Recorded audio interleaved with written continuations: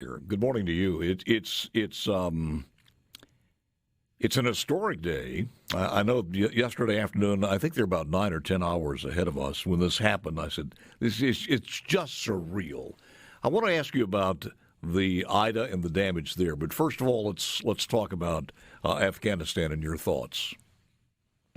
Well, Paul, it's the worst foreign policy disaster in my lifetime, and I'm hearing a little feedback from my voice here. I hope you can hear me. Yeah. This is not only a stain on our credibility, it's going to affect the security and safety of Americans for decades and decades to come.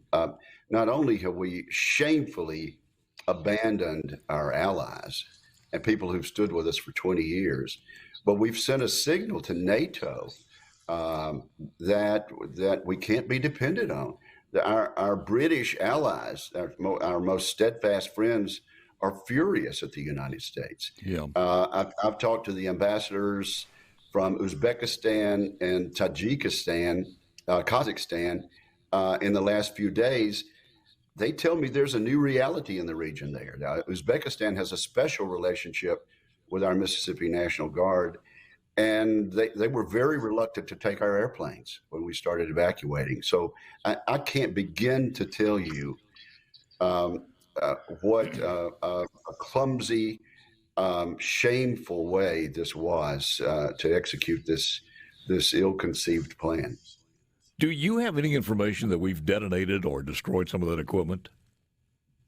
I know that billions of dollars of American equipment is still there. I haven't received a briefing since the final pullout yesterday, but the photographs that I've seen on the web, unclassified, indicates that we left thousands and thousands of important things. And as a matter of fact, someone said not only Afghanistan is going to have a lot of equipment, they're going to become a retailer to the rest of the terrorist world. The reason I said that is I did see some, and you don't know what the hell to believe or not to believe on the internet anymore, or anywhere else for that matter, but I did see some. It seems like some drones were striking and exploding some of the airplanes or some of the aircraft, and I'm not sure if that was accurate or not. You haven't heard that?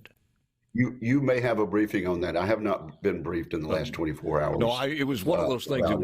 It was nothing that came officially from Washington. It was just one of those things circulating around, and I didn't know if that was accurate or not.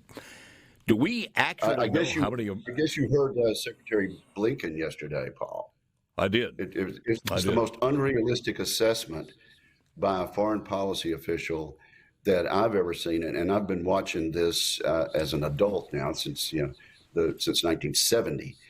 This man actually believes that we can control the situation in Afghanistan through diplomacy and through bringing down the condemnation of international opinion on the Taliban.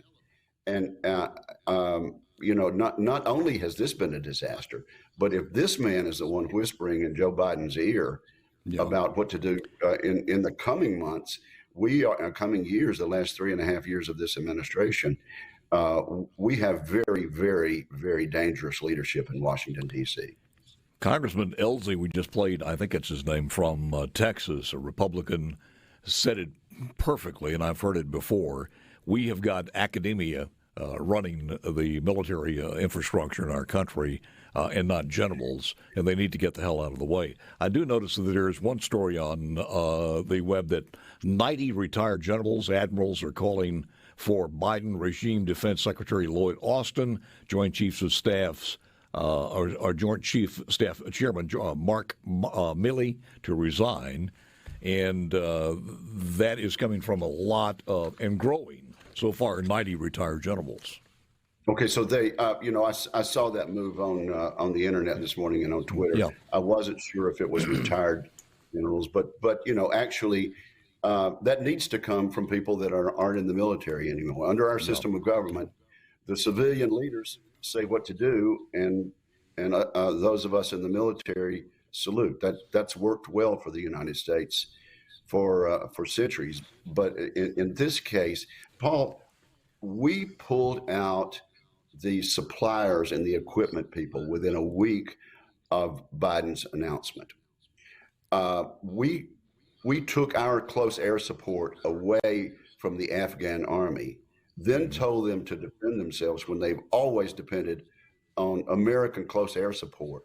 And then the president of the United States gets on international TV and tries to shame the Afghan military for not being able to fight with what we've always depended on, and that's close air support. I can't begin to tell you what a disaster this is, not only for what has happened to our friends and what is maybe happening right now to our friends and allies in Kabul and in Afghanistan, but also what this is going to mean going forward. We now have Russian presence on all sides of Kazakhstan now. The Chinese are going to be in Afghanistan. That puts them on the other side, surrounding India and Pakistan, where they've never been able to have a presence before. The ramifications of this are going to last for years and years and decades and decades. Yeah. And as long as we have this leadership given the message, it's going to ring hollow with people who've depended on us, who've been treaty allies of ours. I cannot describe what a dark day this is for our American safety. Senator Roger Wicker, but when you hear him say that he took in all of the information from all the generals who were with U.S. security in the White House and the Pentagon and for the ones on the ground there in Afghanistan, and it was total unanimity, do you believe that all of the people were in one accord?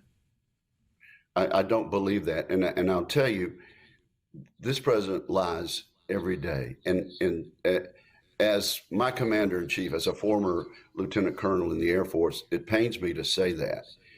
But he cannot be depended on. And when he said just last week, we are not going to leave till every American is out. I mean, suddenly that comment that he gave to one of his friendliest people in the press is somehow inoperative. And it goes on and on and on, and including the things he said last weekend and day before yesterday. It is shameful what he says to us, and then contradicts sometimes that very day. Have you been able to put a number on how many Americans left behind? You have any idea? We hear well, let me just say, we have our office alone, and we've had a team of 5 or 6 people working on this. We opened up 1,000 cases. Now, a lot of those we were working also with senators and representatives from Texas, from Oklahoma, from other states. So there was some overlapping there. But we, as a matter of fact, I have to give a shout out to all the staffers and all the congressional people who were working night and day, talking to the White House Situation Room, talking to the embassy, and trying to get people out. We had some success stories, but as far as I can tell, we have at least 1,000 over there. And that's don't hold me to that. But those are cases, Paul, of Americans and people who were our translators, who worked with us, who I understand. Are you saying? Wait a minute. Are you saying 1,000 Americans? Forget about the allies or the interpreters and people. I can't give a number there. Some of those cases are not Americans. They're friends of ours. The people who took our side. Before we take a quick break, I want to catch you on the other side. But let me ask you this: do you know of any Mississippians or people who have Mississippi connections that you are working with directly, or have been working with directly from your office? You know, there are Mississippians and friends of Mississippians, and we have to be careful what we say. So that is a yes, there are some Mississippians there left behind? We have to be careful what we say in public, Paul. Back with more coming up next. Better than Katrina was. Paul, let me clear something up. The State Department says there are 200 or 300 people, Americans, who are still in Afghanistan. I don't believe that number is that low. I can't prove that, but I think we will learn in future days. As to some of the ones I don't want to be specific about, there are Mississippi missionaries in charge of larger groups of Christians that we've been trying to get out, and so far it's been unsuccessful. Some of these are American citizens. Some of them are relatives of American citizens. So it's hard to say, but there are a number of people that we should have made sure got out of there before we left Bagram Air Base in the middle of the night. And Paul, we left that air base in the middle of the night without telling our Afghani military allies that we were going. They woke up a couple of weeks ago in the morning and found that American troops had been pulled out shamefully. I'm not blaming the troops. We have the best troops and the strongest military in the world, but our administration pulled them out under cover of darkness without telling our friends. Did we not tell the British either that we were pulling out? Absolutely, yes. Without telling our NATO allies. And, they've been in there for 20 years with us all along. They thought we were all in it together. We can repair this, and we will, and we'll get past it because we're America. But it is one of the most shameful chapters in our military history. Let me ask you this. And it did not have to happen. Okay. Do you believe that Trump would have done the same thing trying to meet this deadline? Because Mike Pompeo, we had a cut from him a little bit earlier this morning, Senator, and he basically said that we drew down from 8,500 all the way to 25, and Trump talked to the Taliban and said, if you do this, then we will do this. They didn't. We struck them several times, and they understood that if they did that, they were going to get their hands slapped in a hell of a way. But Pompeo said the reason that they could not move any further from that 25 is because they didn't do what they were supposed to do. And there were a lot of people who said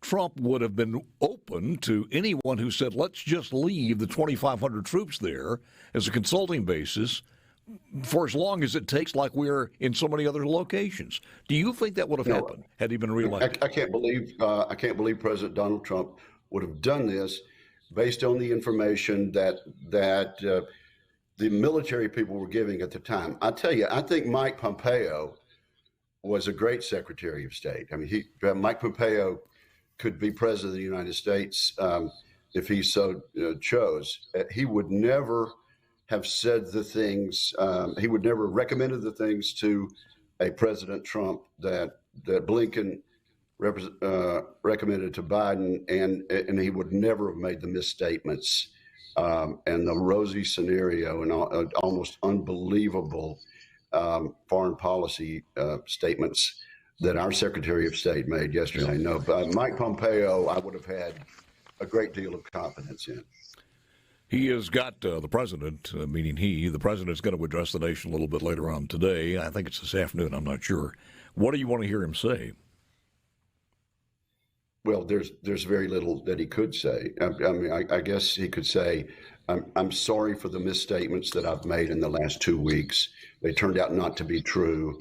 Hey, I'm going to hope for the best for the only president we have right now. But there, just like yesterday, there's very little Secretary Blinken could have said, and there's very little the president could say. We just need to move forward from this and work with our allies and rebuild our alliances. I hear, and is it called a Pineapple Express or something? The Pineapple is something I just caught a little bit of this morning on Show Prep. A private organizations are trying to pull these people out. And as a matter of fact, we had some information a little bit earlier. They left some of those service dogs in there. They're trying to get them out also. But is there any communication at all? I mean, from the people you talked about as far as the missionaries, do they have a source of communication with anybody outside of the airport or outside of Afghanistan? The answer to that is yes. And they have to be very careful because some of their calls might be monitored.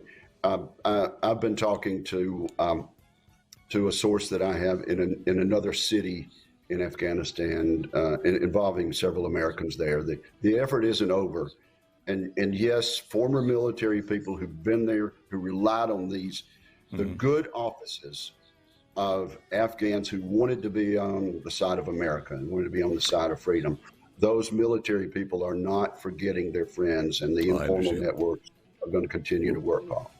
Almost out of time here. Thank you, sir. Appreciate it very much.